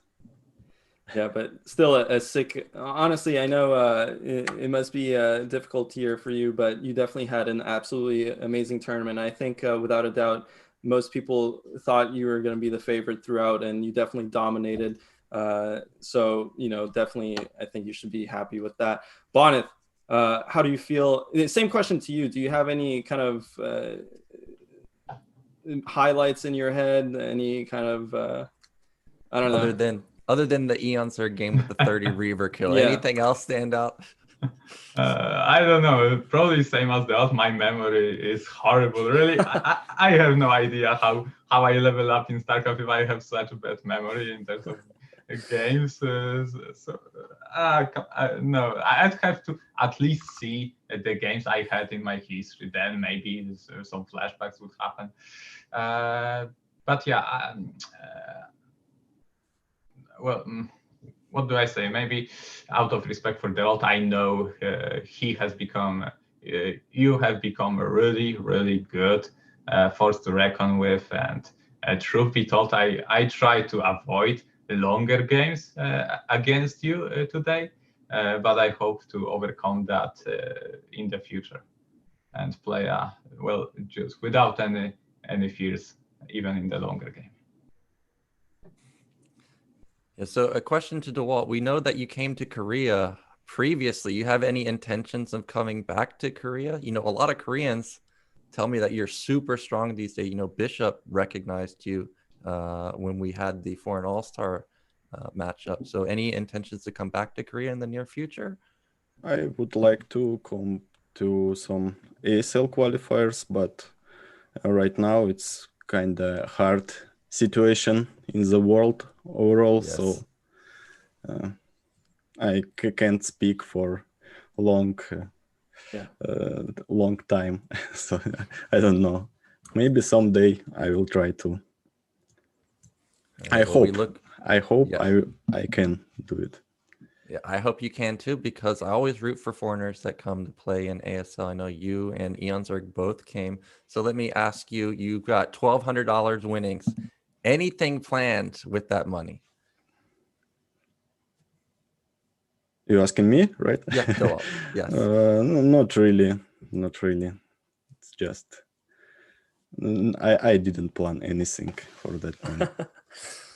All right. Well, Bonyth, how about you? What about your winnings? You got any special plans? Well, it's just another brick for a home for me. That's it. That's it. Built a new Ayur. Yeah. Well, thanks again, guys. Massive congratulations to both of you guys. Truly, just a sick tournament, and you were the two favorites. I think everyone, Naokin and I always kept talking about it. Not a surprising final to see both of you here, and of course with BSL 11. I guess the last question is, you guys are probably going to get a seed into BSL 11, but are you going to play in BSL 11? That's just. Why not? Why not?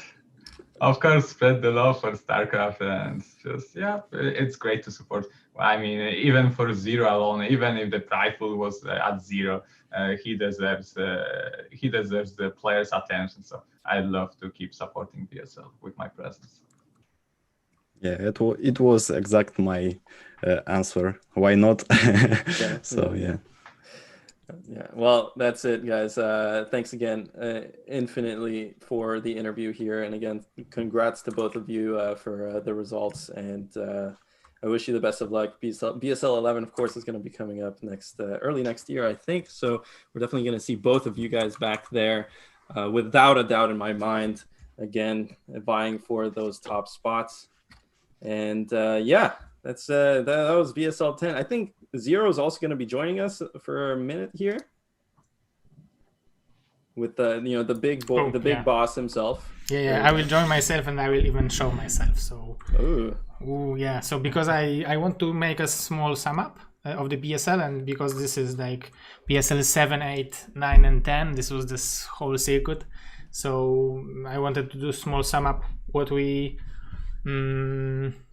How many games we played, how many prize pool we played. So it looks like this way that during BSL 7, 8, 9, and 10 we distributed $11,000 and $1,400 in prize pool for the players, which is not too bad.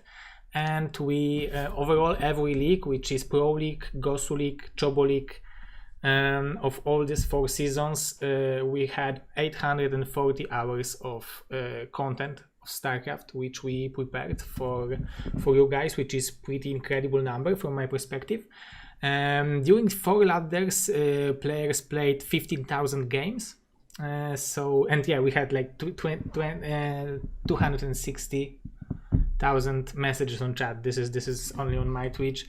And we had over 760,000 views of this BSL. So I think the numbers are pretty good for a 22 years old game.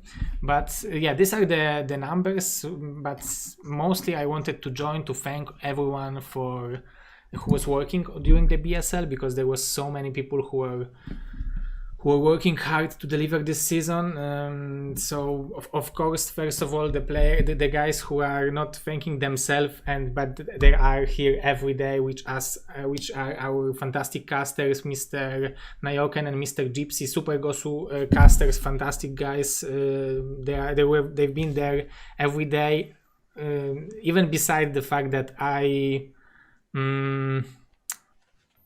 imagined the format and didn't think about casters dying during casting it. So it was actually pretty hard job, because we had very much games. It was 15 days of cast. Many times it was 5-6 hours. So definitely go and follow, subscribe, donate to those guys, Mr. Nayoken and Mr. Gypsy. We also have all the BSL crew who've been working, Mr. Averti, Mr. Hatchet, Mr. Han, Mr. Fujikura, Mr. Agi, and Mr. Kebes. All of them have been doing incredible job with helping with Gosu League, Chobo League, with many other stuff, adminning the web page and other things. And of course we had people who've been working on production value, like my friend Obelus, Daniel Bolibok, who've been responsible for graphics and animations during this season. We had graphics help from Mr. V1 from Team Liquid, Mr. Han, and Lady Singerka, Bonnie Wife. And also we had, if you've seen, we had recaps, the highlights during the breaks. They've been done by Mr. Han. And also we had intro highlights and round of 8 players highlight. It was done by Delen ZZZ, Michał Wójcik. And we've got a huge web page help from Mr. Radley, who added the profiles, who added the statistics, the map statistics of the players, of every player who played during BSL. This is huge. Mr. Islanti was helping with running the ladder stage live. Of course, Mr. Sonko, who've been providing us all the season the first person view and multi-streaming. Mr. Shamtu, who advised me with and consulting with the stream setup before the season. Mr. Freakling, who made maps, adjusted maps for the season. All the TL Team Liquid crew who helped me with making announcement during every season. Mr. Tupocalypse, Mr. Blindrau, Mr. Jalmost for consulting, Mr. V1 also as well. Of course, my beautiful wife Karolinka, who she deserves a lot of thanks because she's been doing incredible job. And of course, all the other casters, like besides Mr. Nayoken and Mr. Gypsy, you had Mr. Oli Patrick, Mr. Dead Fate, Mr. Bob Malcolm, Mr. Dreamer, Mr. Kilzen, Mr. Silver, Mr. U3, Mr. Master Ray, Mr. Laser Snipe, Mr. Virrev, Mr. Agi, Mr. Shafil, Mr. Cold Web Grapes, Mr. Bony was hosting casting Gosulik with me, Mr. Scap, and Mr. Hoji. So many of those fantastic people have been helping doing BSL. Of course, the sponsors of our season, which is Blizzard, Esport Fund, and Wikipedia. So these are all the fantastic people who decided to support BSL. I hope they are satisfied from what because at the beginning they didn't know if everything will work out, but now after 1 year and 3 months I can say that it worked out. So, and thanks to you guys, thanks to your fantastic support, we got BSL season 11 confirmed. I want to start it at the beginning of 2021, because then from 2 weeks from now I will be hosting, I will be producing for you the Russian Cyber Games. So it will be in 2 weeks, 2 weekends. For that I will want like 1 month to rest, and then I would like to come back for another season. So let us know how you like the season and in the comments, and I think I said everything. Congratulations to Mr. Bony, to Mr. Dewalt, and to Mr. Eon. They did an incredible job during the season, and yeah, really great games, especially today and yesterday we had incredible games involving these players. So yeah, really great job, guys. And I don't know, did I forget about anything, guys? I don't think so. Yeah, I listed it because every season I'm doing it, and then someone is saying, oh, you didn't say about this guy, and you didn't say about this guy. And this season I decided to make a list. And I think just the biggest thing is people need to know just how much work that you put into this, Zero. You're absolutely incredible, and I think everyone here thanks you specifically because really, guys, I mean, Zero just puts his heart and soul into this. Does absolutely everything from production, from managing everything, from organizing everything, from being here, even at the even at the cost of some of his real life things going on, like he really does sacrifice a lot to put into this. So he totally deserves 100% all the support that you guys have been giving him on his channel, and the continued support, through the more BSL. I'm actually surprised, Zero, that you're gonna keep doing BSL 11. So just the one person that's doing so much for the foreign scene right now, it's 100% Zero. So I think we'd all like to thank you deeply for just the work that you've done. And it cannot be stated more just how much you put into this. So I will just say that that's the only thing you missed. I can't believe you. What can I say? I'm addicted to StarCraft, so I can't say more. Okay, so I will I will give it back to our fantastic casters. They will thank the sponsors, to Patreons, and finish the show, finish the season how they should be, because I'm not the guy responsible for finishing it, and I'm not the guy who can do it as good as they can. So thank you everyone for watching. Let us know how you like BSL, and I'm heading you up to the casters. It was a pleasure. Goodbye. Well, thank you very much, Zero, and thank you to Bonyth and Dewalt for the interview. That is going to wrap up BSL 11 or BSL 10, Mihai. We've got to thank our sponsors, Liquipedia, Blizzard, Esports Fund, and our Patreons. I saw a lot of people in the chat asking for the Eon Zerg. Oh, did I teleport? We are getting actually abducted by the aliens. Oh, I am. Yeah, it's over. I saw people in the chat asking for the replay of the Eon Zerg Bonyth game. And you know how you can do that? Become a $10 Patreon supporter. Get all of the replays from BSL 10. At the $100 level, we have Star Lover. At 50, we have Andrei Strevkowski, Gruglog, Striker, Federico Castle, Tupacalypse at $30, Daniel, Christian Eddington, Mad Cats Furry Road, Scott Wallfield, LML, Lingenpup, and Comcheck at the $20 level. And remember, at the $50 level, you can be like Avilov and get some one-on-one coaching with Zero himself. So definitely consider doing that if you want to support the BSL. And now I'm going to ask Mihai, do you have any final words for BSL 10? Because you are a new caster to BSL 10. It's your first time doing it. So how was BSL for you? Yeah, I mean, it was okay. You know, we had some rough patches there. We had it was an interesting experience, but Dan, I probably wouldn't have done it with anyone else. So, you know, big thanks to you. I'll publicly say that. Thanks for all your And I efforts, had so much Zero. fun. You know, some days were really grueling, but I always looked forward to just hanging out here with you and Zero. So that was a lot of fun, and just in general, I think it was a very positive experience. I got to read a lot of what the Twitch chat has to say sometimes, and you know, it comes with its highs and its lows. But besides that, I had an absolutely fantastic time, Dan. So and you know, that's a big thanks to you. That's a big thanks to Zero for inviting me on here.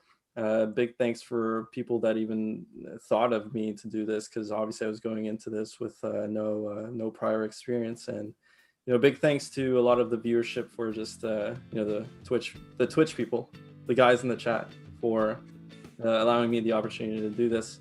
It was all in all, it was really great fun. And you know, we'll see what the future has to hold here. BSL 11. Maybe it'll be us. Maybe we'll actually teleport to Mars, have other people. Maybe, who knows? But it was fun, man. How did you feel about BSL 11, man? You know, you've been here since BSL 6, right? Yeah, since BSL 6 with Rapid. I played at the same time during BSL 6. That was fun to see people support me casting and also playing the game. BSL is always fun. Oh, there I go again. Yes, I've teleported for the second time. BSL, I always look forward to doing it, and I did have a good time with you, Gypsy. It's always fun to talk Brood War with another player. You know, a lot of people, or I don't get to talk Brood War often with players. So it was really nice, and I'm always thankful for Zero having me back. You know, he doesn't have to have me back. So I'm always thankful that he does have me back. But yeah, BSL 10 was a success. As you said, round of 8, very, very long, but we had some good games. And I think today delivered. I think this is one of the most memorable semifinals and finals I've ever been a part of. The 30 drone Reaver, crazy. The natural Reaver, I don't know how many kills it had, but just crazy amounts of kills, and it was pretty epic. So I'm looking forward to coming back for BSL 11. We'll see what happens there.